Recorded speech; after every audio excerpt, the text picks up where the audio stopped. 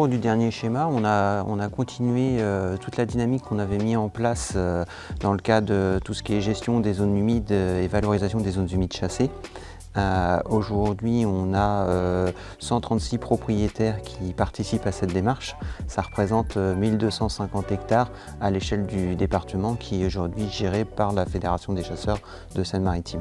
Nos actions, elles courent de la planification de l'action, c'est-à-dire qu'on définit ce qu'il convient de faire pour préserver la biodiversité et la ressource en eau, et on va jusqu'à la réalisation concrète de travaux, c'est-à-dire qu'on assume une maîtrise d'ouvrage qui nous permet de restaurer des mares, entretenir les milieux, gérer les armes têtards. Par exemple, on a travaillé beaucoup avec la municipalité de Ménil-sous-Jumièges ces dernières années, et là on a instauré une dynamique de gestion à long terme. Aujourd'hui, on travaille avec tous les acteurs, y compris les services de l'État, qui sont impliqués dans la gestion des zones humides. Donc aujourd'hui, on se connaît tous bien, ce qui nous permet d'avoir une cohésion sur le terrain et avoir une démultiplication des actions qui sont aujourd'hui favorables à la biodiversité. L'agence de l'eau, elle nous aide dans le cadre du soutien des postes, mais aussi sur des actions concrètes, que ce soit des études ou des travaux. Aujourd'hui, l'agence de l'eau constitue notre principal financeur. La Seine-Maritime a reçu de nombreux labels, les labels qui sont des récompenses à la recherche de la biodiversité par les acteurs de terrain que sont les chasseurs. Grâce au pôle réseau, on a fait quand même des travaux d'amélioration de la biodiversité qui, pourtant, étaient déjà largement en place avant l'arrivée de ce label et du pôle réseau en particulier. Et on a aujourd'hui aussi un autre outil qu'on appelle les contrats d'obligation réelle environnementale, qui elles permettent aujourd'hui de prendre l'engagement de pérenniser cette gestion, cette bonne gestion environnementale. Et c'est un dispositif qui intéresse de manière importante les chasseurs, parce que ça nous permet de garantir des territoires faisant l'objet de pratiques cynégétiques, mais aussi en bon état de conservation. On a fait une étude qui permettait de distinguer les éléments, tester le dispositif en fait, voir si ça intéressait les propriétaires. Et aujourd'hui, on est dans sa phase d'application sur le terrain, c'est-à-dire qu'on signe des contrats avec des propriétaires privés, mais aussi une collectivité. Ménil-sous-Jumièges a signé une ORE avec la fédération pour justement préserver durablement les zones humides sur lesquelles se pratique la chasse aux migrateurs. Les obligations réelles environnementales nous satisfont pleinement. Il faut que nous continuions à nous diriger dans cette optique qui permettra d'éviter la préemption par le Conservatoire du littoral des territoires que nous avons entretenus depuis des générations et qu'on a fait reconnaître comme étant dans un excellent état de conservation. Et il serait tout de même dommage que ces territoires deviennent la propriété de l'État.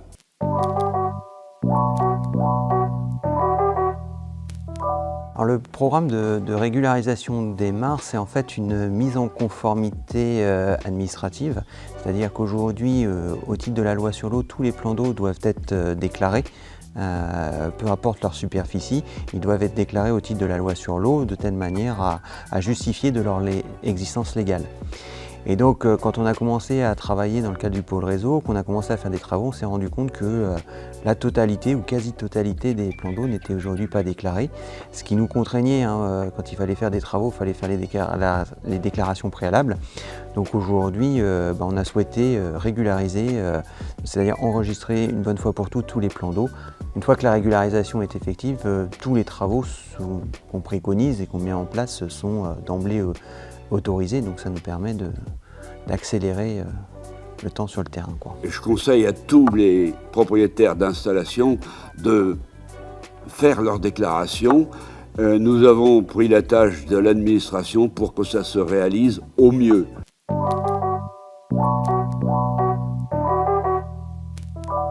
Dans le cadre de ce schéma qui s'achève, de multiples activités techniques de terrain ont été menées, notamment en termes de comptage et de suivi des prélèvements. Donc pour dérouler une année civile, on démarrera donc sur des suivis de migration prénuptiale rapprochés, des comptages tous les 5 jours, qui visent à suivre précisément la migration prénuptiale pour chaque espèce, d'oiseaux d'eau principalement. Ensuite, on va s'atteler au suivi de la nidification des oiseaux d'eau, mais aussi toute espèce, par la réalisation entre 30 et 40 points d'écoute répartis sur le département pour suivre la liste des espèces qui nidifient sur nos territoires cénomarins. Quelques jours après, on va plutôt suivre la nidification des oiseaux d'eau, quelque peu avant l'été, où là on ira sur différents sites cénomarins, suivre notamment la nidification des espèces de canards de surface et de canards plongeurs prioritairement le fuligule morillon pour la Seine-Maritime, sur différents points du département, donc la vallée de la Varenne, la vallée de Seine notamment. Ensuite, on arrive à la migration post-nuptiale. Donc on va démarrer au 15 octobre les suivis de la migration des oiseaux d'eau en inspectant et en comptant les oiseaux d'eau sur des masses d'eau de la même manière chaque année. Depuis 2021, on a aussi un nouveau site qui a été intégré à ce protocole, c'est le suivi de la baie de Seine, avec un partenariat avec la CDPM qui s'investit aussi à son niveau sur des comptages ISNEA en baie de Seine. Donc on étend nos sites de suivi et c'est très bien. Plus on aura de données, plus on sera fort de ce côté-là. Et enfin, on en arrive aussi au suivi de migration toute espèce en migration active, où là on suit toute espèce de passereaux, notamment migrateurs terrestres en tout genre, sur le site d'Antifère, où là on met en œuvre une bonne quinzaine de journées de comptage entre octobre et novembre pour vraiment avoir une idée précise du flux d'oiseaux qui passent sur notre littoral. ISNEA est une association qui a été créée voici une dizaine d'années et qui était constituée de 9 fédérations volontaires pour réaliser des suivis de populations d'oiseaux migrateurs, et tout ça bien entendu dans le cadre de la défense de la chasse. Il faut que nous apportions des chiffres aux administrations, eh bien faisons-les, on dit ces 9 fédérations. Aujourd'hui, je pense qu'ISNEA est sur la bonne voie puisque 15 fédérations sont maintenant adhérentes et travaillent dans le cadre de ce que je viens de décrire. Et tout cela pour établir des niveaux de population permettant d'avoir des arguments de défense de la chasse. Il faut continuer dans ce sens-là.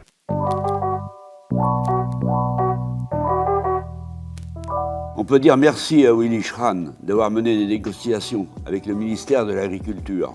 C'est grâce à ces négociations que l'année des chasseurs de gibier d'eau à la hutte a pu se réaliser sans les problèmes rencontrés l'année dernière en particulier.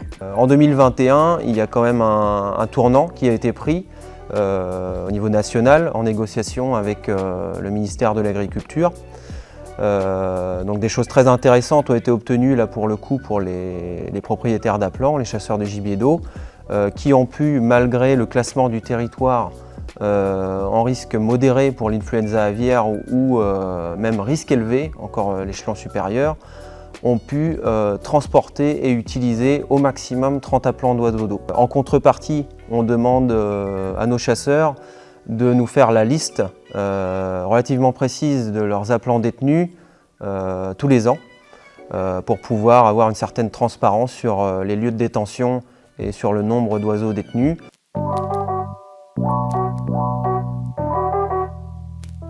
Sur le dossier déclaration des prélèvements, on a donc plusieurs enquêtes qui existent, dont l'obligation de déclaration des prélèvements de limicoles prélevés pour le coup sur le domaine public maritime, qui a une importance capitale d'une part dans la connaissance de la dynamique de population des espèces de limicoles, mais aussi vis-à-vis de notre sérieux devant l'État, en contrepartie des amodiations du domaine public maritime qui nous permet de déployer notre loisir sur le terrain, donc sur le domaine public maritime. Il faut donc que les chasseurs eux-mêmes se prennent en main de ce côté-là. On va leur donner les outils, aussi bien numériques que papier, pour déclarer leur prélèvement de limicoles.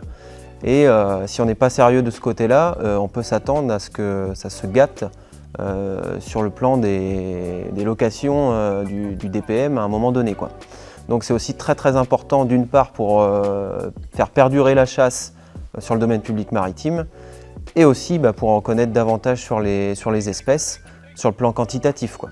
Donc il nous faut absolument cette donnée-là que n'ont pas nos opposants et donc c'est bien la force du réseau de chasseurs de nous faire part de ces données-là et avec ça on partira avec des données dans l'escarcelle pour négocier au niveau national le statut de chaque espèce.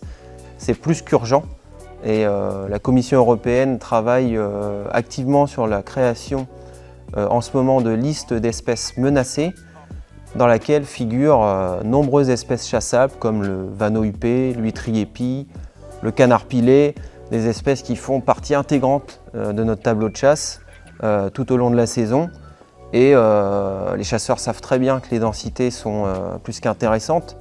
Mais par contre, si on ne donne pas de chiffres pour le prouver, eh ben, ça se retournera contre nous, quoi, forcément.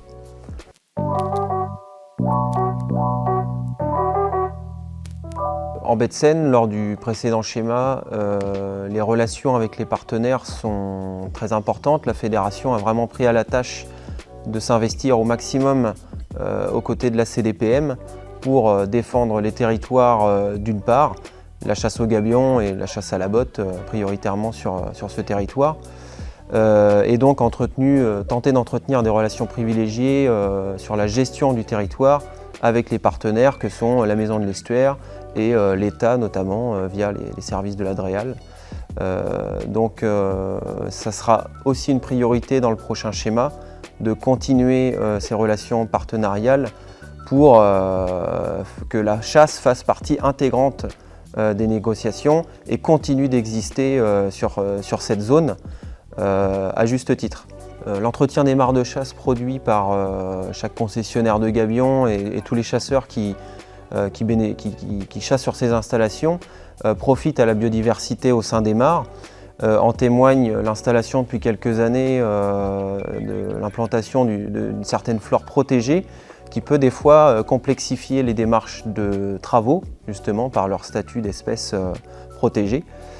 Et donc il faut assister le monde de la chasse sur ce dossier-là pour pouvoir négocier des possibilités de travaux tout de même et prouver justement que c'est bien grâce à l'action des chasseurs de préservation des mares et d'entretien des mares que ces espèces-là sont implantées. Et il ne faut pas que ça devienne un levier, un frein à l'entretien pour les chasseurs. Et ça, il sera la tâche de la fédération dans le prochain schéma de travailler sur ce dossier-là pour qu'on facilite la vie des chasseurs sur ce dossier-là et sur le plan des travaux notamment.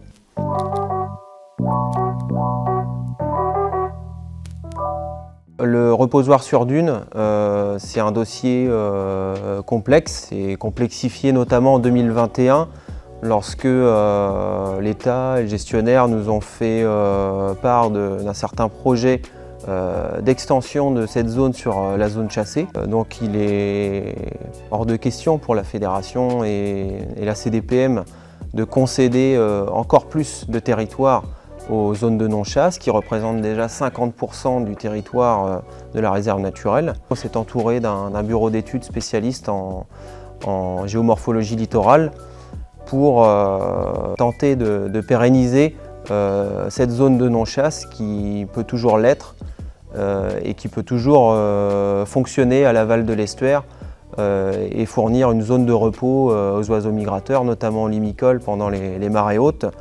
Donc ce bureau d'études a travaillé pour produire un dossier qui sera présenté du coup à l'État et au groupe de travail, notamment sur la thématique, dans le sens de la pérennisation de cette zone-là et ce qui de fait ne permettrait pas l'extension sur les zones de chasse comme nous l'a été présenté certains projets au cours de l'année 2021. Le reposoir sur dune est une installation bénéfique à la vie faune migratrice. Oui, certes, mais tel que ça a été préparé et les travaux pour y parvenir ne permettent pas d'espérer un avenir très long à ce reposoir sur dune. Quand on connaît un petit peu l'estuaire de la baie de Seine, qui, comme tous les estuaires, est soumis aux marées, au travail des marées, et qui, bien entendu, se joue facilement d'un cordon artificiel. Il faut bien sûr continuer à créer des zones de repos, mais pas au prix, surtout pas au prix de suppression d'installations de chasse, parce que ce problème peut être réalisé très facilement en évitant mais en obtenant quand même des zones de repos.